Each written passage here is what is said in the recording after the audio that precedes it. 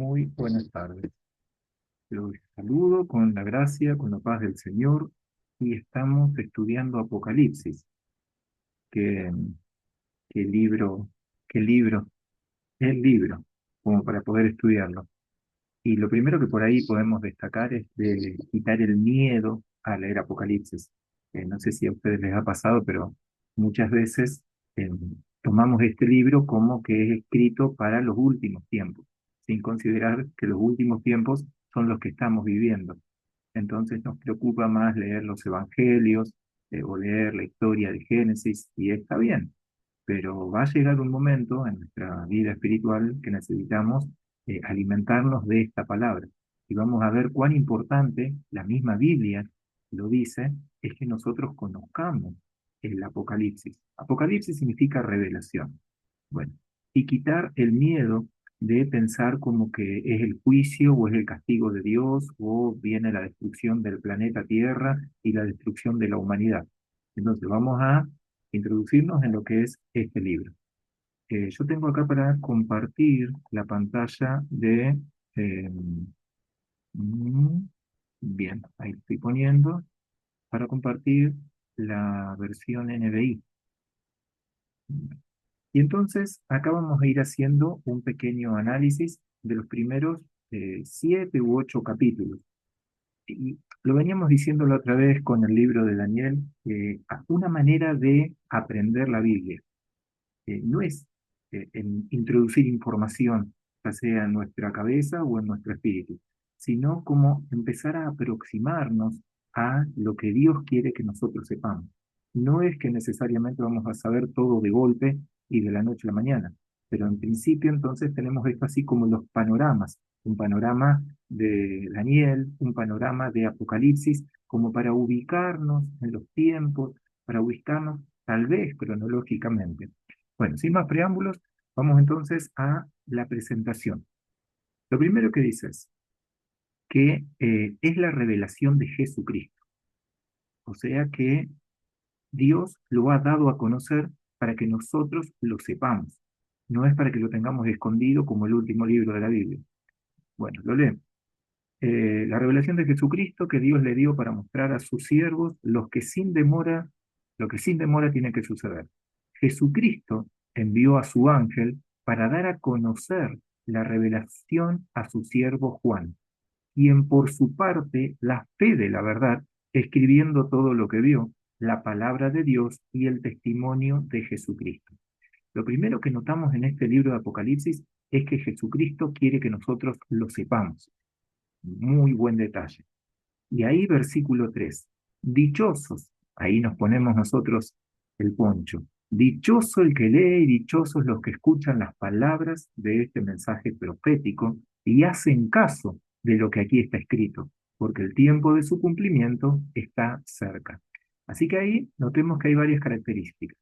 Dice Dios, dichoso, bienaventurado, el que lee, y dichosos los que escuchan este mensaje profético y hacen caso a lo que aquí está escrito. Así que es importante cuando uno quiere hacer caso, que sepa qué es lo que Dios nos está dando a conocer. Bueno, del 4 al 7, fíjense que ahí está la presentación que vamos a ir haciendo. En principio habla Juan, ¿sí? Que escribe a las 7 iglesias. En este momento en que fue escrito el libro de Apocalipsis, se cree que fue el último de los libros que se escribió, es casi confirmado, de toda la Biblia, que fue cerca del año 90 aproximadamente, por el apóstol Juan, que fue el último de los apóstoles en partir a la presencia del Señor. Bueno, em, y lo nombra como el mensaje a 7 iglesias. Hay algo que tal vez nos ayude a comprender el estudio del Apocalipsis, y es que hay cosas que se pueden suponer, se pueden estimar, que pueden haber estudios que se aproximan a lo que tal vez realmente sea, pero no podríamos asegurar en muchos de los temas que vamos a leer un 100% de confiabilidad. Es aparentemente de acuerdo a las relaciones que hacemos con toda la Biblia que tenemos escrito, pero hay otras cosas que realmente las vamos a conocer el día que el Señor se manifieste. Cuando habla de los siete espíritus, por ejemplo, acá leemos, gracia y paz a ustedes de parte de aquel que es, y que era, y que ha de venir, Jesucristo, y de parte de los siete espíritus. Bueno, acá en esta versión, fíjense, espíritu séptuple, frase que simboliza el Espíritu de Dios en sus múltiples manifestaciones. Y acá, una forma de entender la manifestación del Espíritu Santo es que lo hace en forma de siete, pero no es que lo limitamos a siete. ¿Sí? Ahí entendemos que la Biblia lo que está diciendo es que de esa manera es la manifestación completa del Espíritu Santo en todas las áreas. ¿Mm? Eso es lo que significa el número 7 como algo que está completo, que no es necesario agregarle nada más. Bueno, fíjense qué linda esta expresión, versículo 7. Miren que vienen las nubes, y todos lo verán con sus propios ojos, incluso quienes lo traspasaron, y por él harán lamentación todos los pueblos de la tierra. Eh, Nosotros tenemos aquí eh, una profecía, está en el libro de Zacarías, en el libro de Zacarías, eh, capítulo 10 versículo 12. A ver, lo voy a buscar rápidamente en la Biblia, cosa de ser fiel en lo que estamos diciendo. Sí sé que está en el libro de Zacarías, lo buscamos y es, perdón, capítulo 12 versículo 10. Dice así. Y derramaré sobre la casa de David y sobre los moradores de Jerusalén espíritu de gracia y de oración, y mirarán a mí, a quien traspasaron, y llorarán como se llora por su hijo unigénito, afligiéndose por él como quien se aflige por el primogénito. Bueno, esto que leímos que está en el libro de Zacarías, unos 450 años antes de Cristo, es lo que está citando acá el apóstol Juan. Viene en las nubes, ¿sí? Quienes lo van a ver todos, incluso los que lo traspasaron.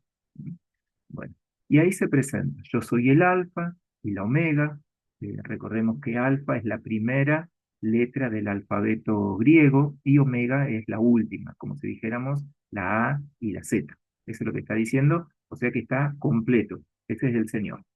Bueno, y acá empieza a contar en el capítulo 1. Recuerda que estamos haciendo así un panorama, un bosquejo, tal vez nos detenemos en algún detalle, pero es como empezar a aproximarnos a que cuando nosotros vamos a la lectura de la Biblia, a la lectura del Apocalipsis, entonces tengamos así como un marco en el cual ya nos estamos manejando.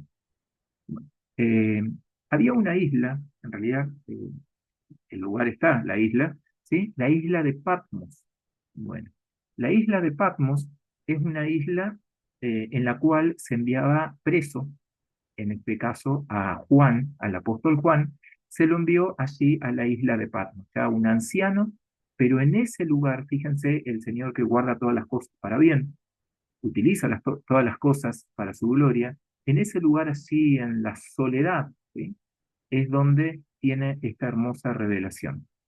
Versículos 12 y 15. Fíjense lo que le ocurre a Juan. Me volví para ver de quién era la voz que me hablaba, y al volverme vi 7 candeleros de oro. En medio de los candeleros estaba alguien con aspecto de un hijo de hombre. Fíjense acá, en esta versión y en esto que yo coloqué, uno se puede ir a la letrita. ¿Y por qué es lo que está resaltando ahí? Porque hijo de hombre aparece en Daniel 7:13. Fíjense que ahí la misma Biblia me lleva a Daniel 7:13 y dice, en esa visión nocturna vi que alguien con el aspecto de un hijo de hombre venía entre las nubes del cielo. Se acercó al anciano de días, que es el Padre, y fue llevado a su presencia. Bueno, eso es lo que estamos leyendo aquí. ¿Y por qué lo resalta acá esta Biblia? Porque no es casualidad cómo lo escribe. Recuerden que Jesús se llamaba a sí mismo como el Hijo del Hombre. El Señor, vestido con una túnica que le llegaba hasta los pies y ceñido con una banda de oro a la altura del pecho. Su cabellera lucía como la lana blanca, como la nieve, y sus ojos resplandecían como llama de fuego. Sus pies parecían de bronce al rojo vivo en un horno, y su voz era tan fuerte como el estruendo de muchas aguas. Lo que está describiendo es nuestro Señor Jesús. Nosotros tal vez tenemos una imagen en nuestra mente del Señor por cómo lo han pintado las películas, cómo lo hemos imaginado, de acuerdo a cómo eran los judíos del tiempo de Jesús. Eh, pero acá no viene de esa manera. El Señor viene acá de una manera diferente, que es como lo vio Juan. Muy bien. Y avanzando ahí en los versículos, entonces nosotros podemos, ¿sí?, avanzar en el capítulo 1. Ahí quiero avanzar en el capítulo, ahí está, Apocalipsis 2, del 2 al 4. Y como lo habíamos nombrado recién, hay 7 iglesias, las cuales estaban en funcionamiento para el año 90 en el cual es escrito. Y en esos lugares entonces Dios los toma como figuras. Acá hay varios estudios, ¿sí? Por ahí si a ustedes les gusta profundizar en el tema, hay interpretaciones que nombra que estas 7 iglesias son 7 momentos históricos, cronológicos de la iglesia del Señor. Entonces, cada una de estas iglesias, que empieza con Éfeso, luego va con Esmirna, lo que está marcando son tiempos. Bueno, es una interpretación y tiene claramente su validez. Lo que aquí vamos a considerar es que cuando Dios le está hablando en realidad a esa iglesia, le está diciendo características no tan solo propias del lugar, que seguramente lo eran en el momento, sino también a la iglesia de hoy. La iglesia de hoy, del Señor, sabemos que tiene varias facetas, e incluso podemos decir que todos estamos bajo la creencia evangélica. Sin embargo, hay diferencias en nuestra creencia. Éfeso, Éfeso, a la iglesia de Éfeso, ahí está bien. Bueno, y vamos a leer del versículo 2 al 4. Conozco tus obras, le dice el Señor, tu duro trabajo y tu perseverancia. Sé que no puedes soportar a los malvados y que has puesto a prueba a los que dicen ser apóstoles, pero no lo son. Has descubierto que son falsos. Has perseverado y sufrido por mi nombre sin desanimarte. Sin embargo, tengo en tu contra que has abandonado tu primer amor. Bien. Entendemos el primer amor es esa vez que nosotros hemos conocido al Señor y estábamos enamorados del Señor. No dice la Biblia que el primer amor se pierde. Le está diciendo a la iglesia de Éfeso que había perdido su primer amor. Pero por ahí lo nombramos porque tal vez haya una creencia como que cuando nos convertimos tuvimos el primer amor y después lo perdimos. No dice la Biblia que se pierde ese primer amor. Sí está la recriminación a la iglesia de Éfeso que lo había perdido. Luego viene la iglesia de Esmirna, ¿sí? Estamos haciendo ahí, avanzando un poquito de cuáles son las palabras que dice el Señor. Algo interesante cuando lo vayamos leyendo, ¿sí? Acá yo lo invito a que luego de este breve estudio podamos ir y leer nuevamente los capítulos. Bueno, la presentación de Jesús. Jesús se presenta, fíjense, a la iglesia de Esmirna y le dice, esto dice el primero y el último, el que murió y que volvió a vivir. Bueno, ¿qué dice el Señor? Conozco tus sufrimientos y tu pobreza. Sin embargo, eres rico. Sé cómo te calumnian los que se autodenominan judíos y no lo son, pues solo son una sinagoga de Satanás. ¿Sí? Recuerden que la sinagoga era donde se juntaban los judíos. Bien. No tengas miedo de lo que estás por sufrir. Te advierto que el diablo meterá a algunos de ustedes en la cárcel para ponerlos a prueba y sufrirán aflicciones durante 10 días. Sé fiel hasta la muerte y yo te daré la corona de la vida. Es fuerte lo que le está diciendo porque le dice, sé fiel hasta la muerte. Y de esa manera entonces vas a recibir la corona de la vida, que la corona de la vida es Cristo Jesús. ¿Sí? Por ahí nos imaginamos tal vez una corona como de rey, en el pensamiento que tenemos aquí en la tierra, pero el mismo Señor es nuestra corona. Bueno, nosotros hoy acá en Argentina podríamos decir, y tal vez como que no nos toque a nosotros esto de que estemos en la cárcel y que sean pruebas así de persecución y que tengamos que llegar a la muerte eh, por predicar a nuestro Señor. Sin embargo, si nos trasladamos a otros lugares del mundo, seguramente esta palabra toma otra relevancia. ¿Sí? Por ejemplo, el Medio Oriente, a eso me refiero. Bueno, después avanzamos y viene en el versículo 13 al 15, como lo dice ahí el título, a la iglesia de Pérgamo. Bueno, otra de las 7 iglesias, esta sería la tercera. Versículos 13 al 15, a ver, sé dónde vives, allí donde Satanás tiene su trono. Sin embargo, sigues fiel a mi nombre. No renegaste que tu fe en mí, ni siquiera en los días en que Antipas, mi testigo fiel, sufrió la muerte en esa ciudad donde vive Satanás.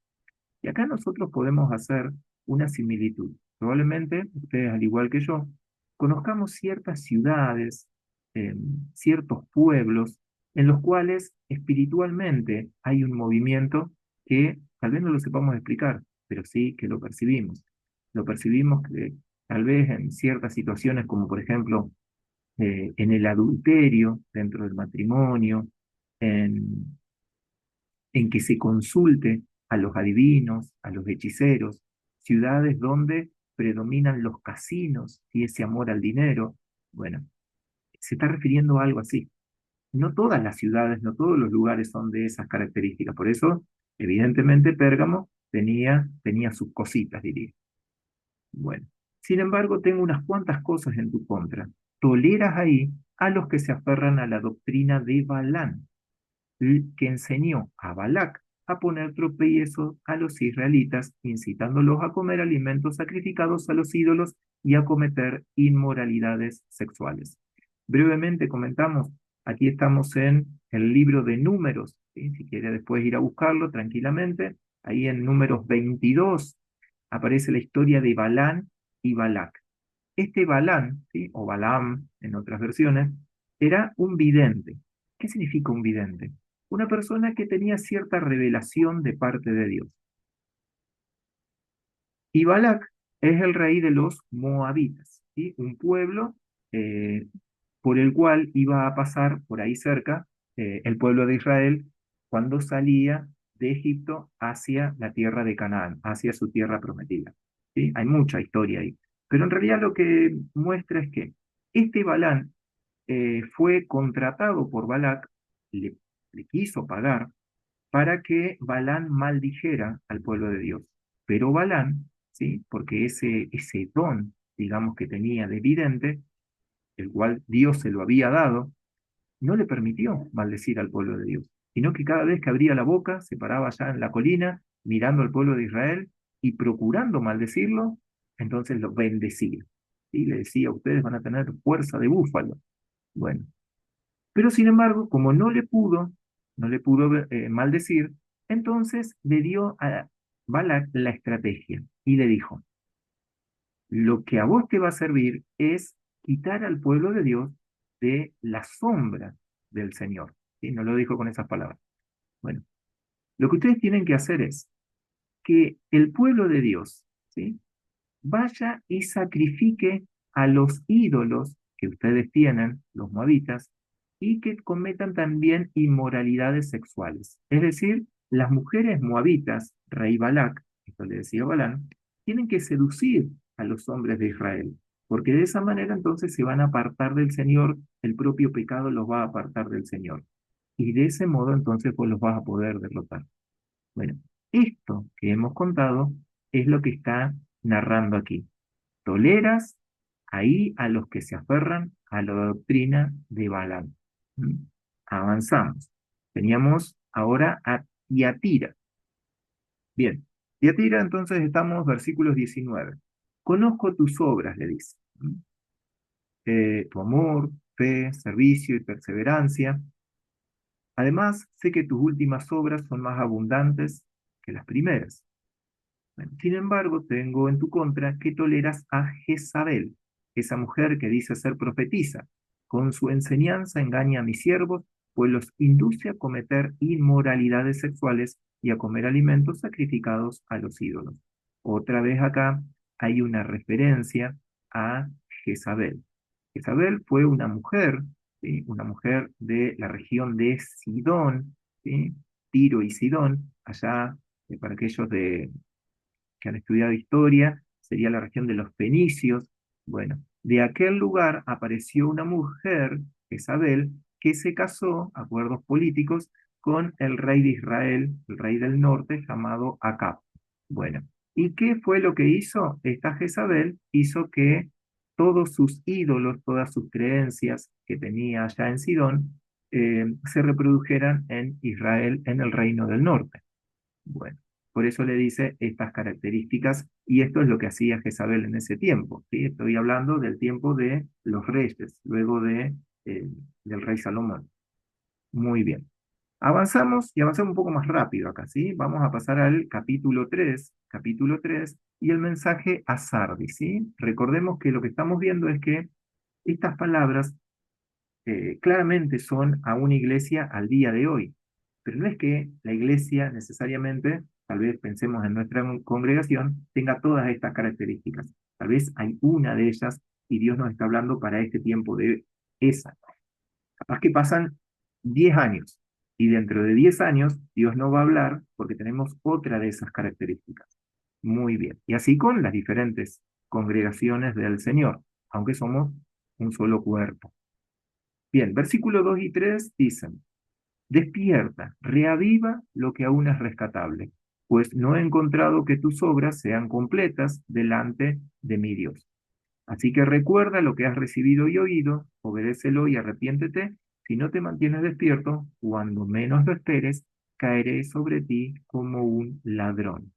¿Sí? Es un mensaje fuerte a la iglesia de Sardis. Bueno, despierta, reaviva lo que aún es rescatable. Bueno, hay que comprender, porque por ahí se escuchan muchas cosas, pero a la luz de la palabra, que nosotros nos enfriamos en el camino del Señor. Como lo diría acá, nos dormimos poco a poco. Generalmente cuando nos dormimos, no podemos decir, me dormí en tal momento, sino que es poco a poco nosotros vamos siendo seducidos por el sueño. De esa misma manera ocurre espiritualmente. Cuando menos lo pensamos, estamos dormidos. Por eso es que el Señor le dice que se despierte esta iglesia. ¿Por qué? Porque si no vendrá como un ladrón, cuando menos lo espere. Bueno, hay muchas cosas que se pierden y no estamos mintiendo cuando decimos entre esas cosas es perder la salvación. Versículos 8 y 10, aquí venimos con el mensaje a la iglesia de Filadelfia. Conozco tus obras, mira que delante de ti he dejado abierta una puerta que nadie puede cerrar, ya que tus fuerzas son pocas, pero has obedecido mi palabra y no has renegado de mi nombre. Voy a hacer que los de la sinagoga de Satanás, eso que se autodenominan judíos y no lo son porque mienten, vayan a postrarse a tus pies y reconozcan que yo te he amado. El versículo 10 es interesante. Ya que has guardado mi mandato de ser constante, yo por mi parte te guardaré de la hora de prueba que vendrá sobre el mundo entero para poner a prueba a los que viven en la tierra. El versículo 10 es uno de los 3:10, es uno de los versículos que se toma como fundamento para decir que la iglesia del Señor, no va a pasar por la prueba de la tribulación. ¿Sí? Este es uno de los pasajes que se considera. No vamos a hablar de ese tema, no compete en este momento, pero lo que quiero nombrar es, para aquellos que creen que la iglesia ha de ser llevada por el Señor al cielo antes de que comience la tribulación, que justamente habla Apocalipsis, entonces este es uno de los pasajes que toman como base. Ahora, si uno dice, y la verdad yo no considero que este versículo sea tan evidente o que esté hablando justamente que te guardaré. Hay muchas formas de guardar. Guardaré quitándome o guardaré como que me pone la mano para que a mí no me toque. Bueno, eh, este es uno de los pasajes ahí un poco controversiales. Y avanzamos y llegamos a la última de las iglesias, 3:19, dice, a la iglesia de la Odisea. Yo reprendo y disciplino a todos los que amo. Por lo tanto, sé fervoroso y arrepiéntete. Mira que estoy a la puerta y llamo. Si alguno oye mi voz y abre la puerta, entraré, cenaré con él y él conmigo. Este versículo es bastante conocido. Bien, y algo que queremos resaltar aquí es que le está hablando a una iglesia, es decir, le está hablando a personas que ya conocen al Señor. Eh, Nosotros podemos decir, el Señor está a mi puerta, a la puerta de mi corazón, y me está llamando, pero porque yo ya le conozco. Eh, estaría sacado de contexto si esto lo quiero trasladar a, a una persona que no lo conoce y utilizo este mensaje como evangelístico. Estaría sacado fuera de contexto. ¿Mm? No estamos diciendo que el Señor nos llame a la puerta del corazón de los que no lo conocen, pero no sería este el pasaje como para decirlo. Habría que buscar algún otro versículo que sea evangelístico. Repito, acá lo que está hablando el Señor es a una iglesia que es la de la Odisea, que ellos ya eran iglesia, ya lo conocían al Señor. Muy bien, ahí hacemos un punto, punto aparte, párrafo, dejamos un espacio, porque nos vamos al capítulo 4. Y acá como que cambia. Bien, aquí el Señor le dice a Juan, entonces, ven, sube, ¿m? Porque vio una puerta abierta, acá estoy, sube acá, voy a mostrarte lo que tiene que suceder después de esto. Bueno, y entonces ahí vino. Fíjense cómo viene la revelación. Versículo 2. Al instante vino sobre mí el Espíritu, Espíritu Santo. Y entonces a partir de ahí entonces puede comenzar a ver todo lo que él escribe, ¿sí? Porque obediente. Recuerden lo que habíamos leído allá al principio del capítulo 1. El que lee y el que hace, ¿sí? El que es obediente, es decir, bueno, eh, Juan nos está mostrando ya la obediencia cuando él eh, toma, ¿sí? Toma por escrito todo esto que él había visto.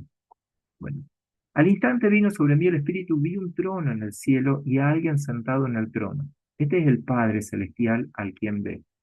El que estaba sentado tenía un aspecto semejante a una piedra de jaspe y de cornalina. Alrededor del trono había un arco iris que se asemejaba a una esmeralda. Rodeaban al trono otros 24 tronos en los que estaban sentados 24 ancianos vestidos de blanco y con una corona de oro en la cabeza. Bueno, recuerden que acá es una visión lo que tiene, y hay muchas figuras en la Biblia, pero no es todo figuras, hay cosas que son literales.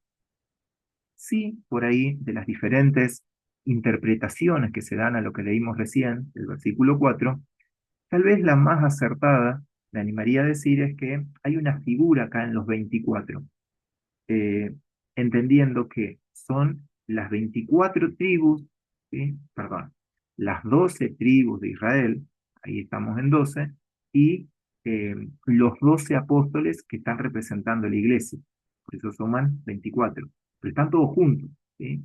No es que se fueron 12, los 12 primeros, para dejarle lugar a los 12 segundos, no es así, hay 24, y recuerden que esto es una representación, es una figura aquí claramente lo que el Señor está mostrando. Bueno, también, ¿sí? Acá el Señor nos está hablando, tenían una corona de oro en la cabeza, o sea que eh, ya habían recibido la corona, es decir, ya habían sido premiados de alguna manera por el Señor, habían pasado por el tribunal de Cristo, ¿sí? Eso es enseñanza para otro Zoom, diríamos. Bueno. Aquí, ¿quién se presenta? Entonces se presenta el Padre. Bueno, ven los 24 ancianos, versículos 4 y 6, del trono salían relámpagos y había algo parecido a un mar de vidrio, como de cristal transparente. Bueno, y aquí aparecen cuatro seres vivientes. Había cuatro seres vivientes cubiertos de ojos por delante y por detrás.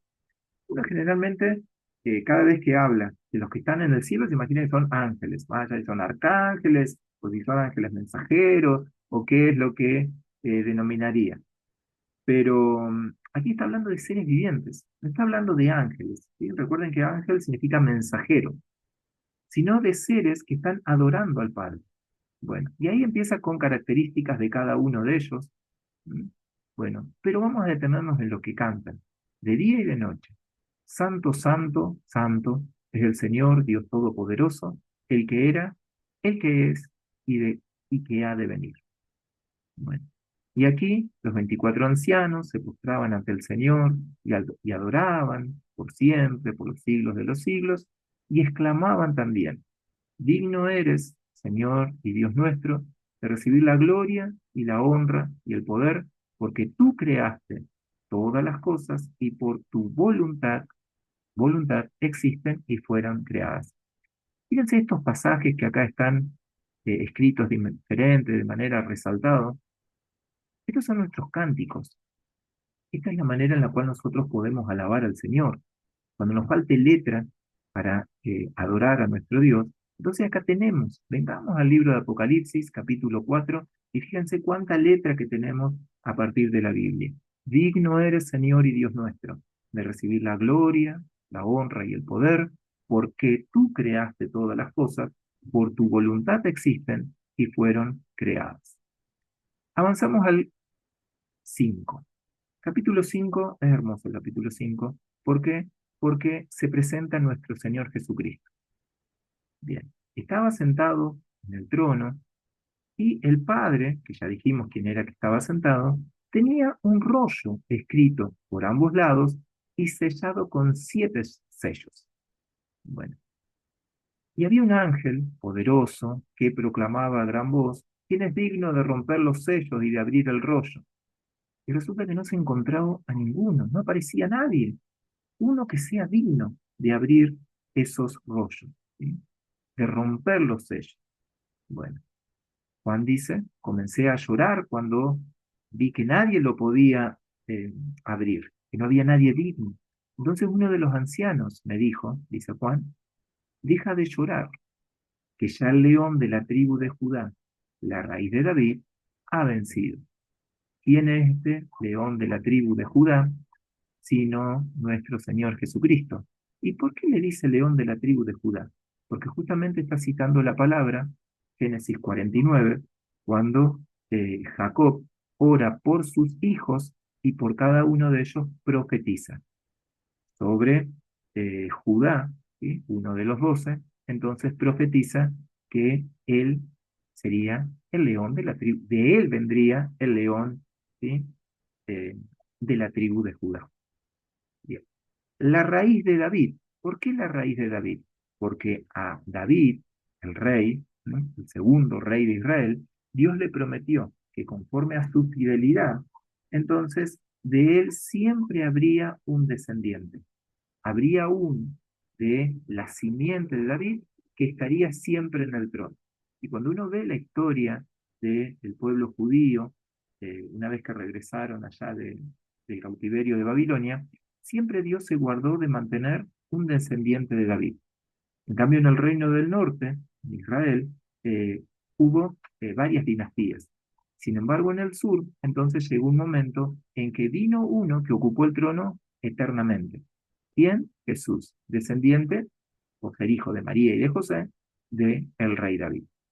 Bueno, y le dice, él sí puede abrir el rollo y sus 7 sellos. Entonces, acá relata que él tomó el rollo, y cuando él toma el rollo, nuestro Señor Jesucristo, entonces ahí aparece un nuevo cántico. Digno eres de recibir el rollo escrito y de romper sus sellos, porque fuiste sacrificado, y con tu sangre compraste para Dios gente de toda tribu, lengua, pueblo y nación. Ahí estamos cada uno de nosotros. ¿Por qué compraste? ¿Sí? O sea, nosotros somos comprados. De ellos hiciste un reino. Los hiciste sacerdotes al servicio de nuestro Dios y reinarán sobre la tierra. ¿Sí? Fíjense algo importante ahí, justamente leyendo el libro de Apocalipsis, no es que vamos a reinar en el cielo, vamos a reinar con nuestro Señor Jesucristo, con, digamos, con nuestro título de sacerdotes, bueno, pero vamos a reinar en la tierra. Este es el lugar. Bueno, y acá hay otro, ¿sí? Otro cántico. Otra vez estamos diciendo, cuando queremos alabar al Señor, necesitamos letra. Dignos del Cordero que has sacrificado de recibir el poder, la riqueza y la sabiduría, la fortaleza y la honra, la gloria y y la alabanza. Al que está sentado en el trono y al Cordero, sean la alabanza y la honra, la gloria y el poder por los siglos de los siglos. Y los 4 seres vivientes exclamaron, Amén, mientras los ancianos se postraron y adoraron. Muy bien. Avanzamos al Apocalipsis capítulo 6. Capítulo 6, ¿qué fue lo que dijimos recién entonces? Que se había hallado en el cielo alguien que pudiera abrir ese rollo que estaba con 7 sellos y que tenía el Padre en su mano. El único digno de hacerlo es nuestro Señor Jesucristo, el león de la tribu de Judá, la raíz de David. Y ahora empieza entonces a romperlo. Rompió el primero de los sellos, ¿sí? Y ahí entendemos, para lo que viene de la lectura, que se desata el juicio de Dios. Nosotros estamos diciendo, pero el Señor, ¿cómo es que permite toda esta injusticia y todo este deterioro del hombre? ¿Llegará algún momento en el cual Dios diga basta? Bueno, aquí estamos leyendo ese basta del Señor, donde Dios irrumpe en la historia del hombre y viene a implantar su justicia. ¿Cómo comienza? Y comienza con el juicio, con la calamidad y lo que se conoce como la tribulación. ¿Mm? Eh, Vi cuando el Cordero rompió el sello, y entonces ahí, versículo 2 dice, miré y apareció un caballo blanco. El jinete llevaba un arco, se le dio una corona y salió como vencedor para seguir venciendo. Bueno, este versículo lo que nos está diciendo, primero no es Jesús, ¿sí? Aclarémoslo. Este es justamente el anticristo, aquella persona que se ha de manifestar para estos últimos tiempos y es, como lo dice la palabra, el que se opone totalmente a Jesús. ¿Sí? El anticristo, el antimesías, es una persona física, ¿sí? Es un hombre, es un ser humano. Aquí aparece como una representación. ¿Y qué dice? Le dio una corona, se le dio una corona, es decir, viene a gobernar. Salió como vencedor y llevaba un arco. ¿Qué significa acá? Hay un claro simbolismo que no tiene flecha. Y eso significa que la manera en la cual llega al gobierno no es por guerras, no es por batallas. Será por votos, será con la democracia, vaya a saber cómo es, pero no es por medio de luchas y de guerras como antiguamente lo conocíamos los conquistadores.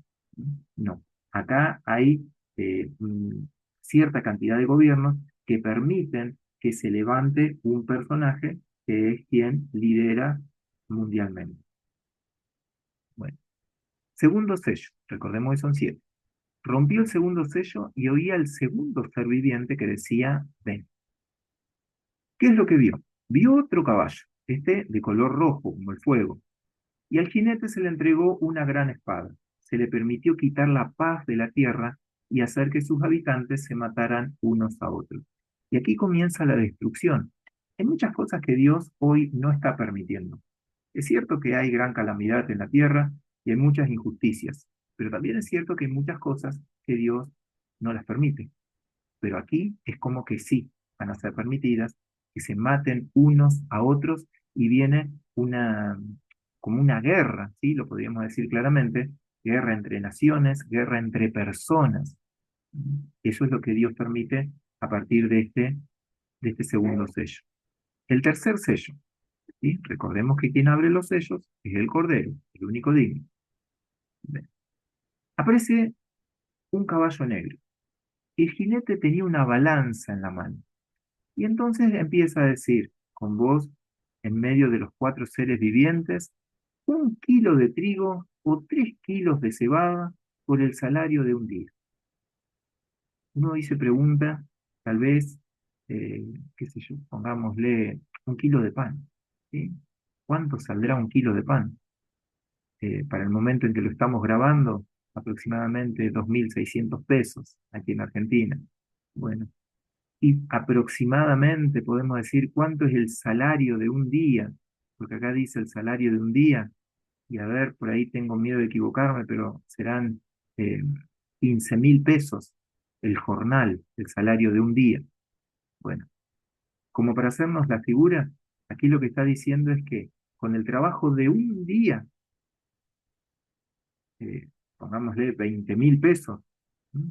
Será un salario para una persona, digamos, un jornalero. ¿Sí? Eh, 20.000 pesos, el kilo de pan, 20.000 pesos. Entonces está hablando así como de una hiperinflación. Bueno, cuarto sello.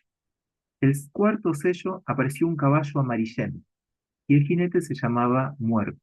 ¿Sí? Y el Hades. Y ahí si abrimos, el Hades es el lugar de los muertos, ¿sí? Es decir, los dominios de la muerte. Bueno, el Hades es el lugar donde en el idioma griego se considera que van los muertos. no es el cementerio en sí, sino el lugar donde iría el interior de la persona. Bueno, se le otorgó poder sobre la cuarta parte de la tierra, para matar por medio de la espada, el hambre, las epidemias y las fieras de la tierra.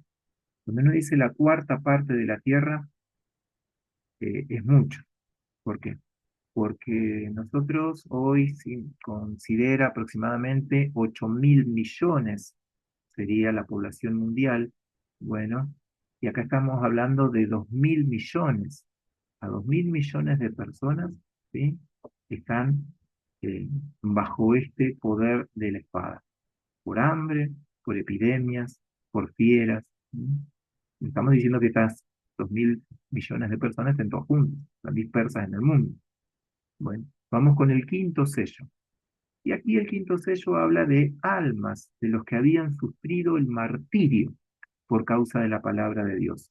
Es decir, aquellos que sufrieron y dieron su vida, pero no negaron al Señor. Y se mantuvieron fieles en su testimonio.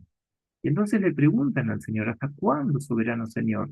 Santo y veraz, seguirás sin juzgar a los habitantes de la tierra y sin vengar nuestra muerte. Entonces, cada uno de ellos recibió ropas blancas y se les dijo que esperaran un poco más, hasta que se completara el número de sus colaboradores y hermanos, que iban a sufrir de la misma manera, dando la vida por el Señor Jesús. Aparece el sexto sello, recordemos que son 7, y aquí aparece un terremoto. Aquí lo que consideramos es que ya hay como un desastre a nivel eh, del clima. El sol se oscurece, la luna se tornó roja como la sangre, las estrellas del firmamento cayeron. Bueno, lo que está mostrando es que acá hay, ¿sí?, desastres naturales. Eso es lo que comienza a ver en el sexto sello. Bueno, y acá, ¿sí?, eh, vamos a notar que en el Apocalipsis 7, capítulo 7, hay como un paréntesis, una manera de por ahí de entender la escritura de la Biblia. En todo, en toda la Biblia en sí, en muchos pasajes, hay como ciertos paréntesis. Ciertos paréntesis sería como cuando uno está narrando algo y dice, bueno, voy a hacer un paréntesis, voy a contar una anécdota, voy a hablar de un tema en sí, cierro el paréntesis y retomo. Bueno, aquí en el capítulo 7 podemos decir que en la narración es como un paréntesis, porque habla, ¿sí? Fíjense que veníamos con el sexto sello, pero no sigue hablando del séptimo, sino que hace un paréntesis. Y en este paréntesis dice, los 144 sellados. Bueno, 144.000. Claramente, ¿sí?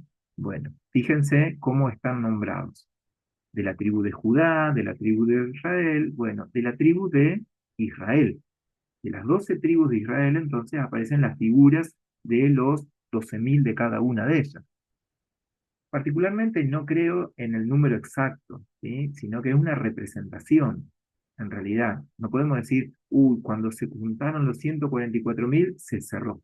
Ya no hay 144.001, no, es una representación, ¿sí? Por eso toma cada una de las tribus. Pero sí es claramente que este pasaje está hablando en sí de Israel, ¿sí? Nunca me olvido cuando Dios le dice a Faraón allí en Egipto, eh, Israel es mi primogénito. Israel es mi pueblo, es mi primogénito. Y Dios no ha cambiado su amor. ¿Mm? Es decir, no es que lo desechó a Israel, sino que al contrario, le sumó, ¿sí?, otro pueblo para hacer de los dos uno solo. Entonces, al principio tal vez era solamente el pueblo de Israel, los judíos, pero en un momento de la historia, conforme al plan que ya había diseñado Dios, entonces agregó a la nación de los gentiles. Bueno, eh, bueno, de esto habla el capítulo 7. Como una forma de entender, es un paréntesis en lo que veníamos narrando, pero es un comentario específico para el pueblo de Israel. Pero tampoco podemos decir, ah, bueno, es para los israelitas, nosotros no lo leamos, no nos compete. No, porque hizo de los dos un solo pueblo. Pero como estoy relatando aquí el tema de los sellos, por eso es que no nos detenemos.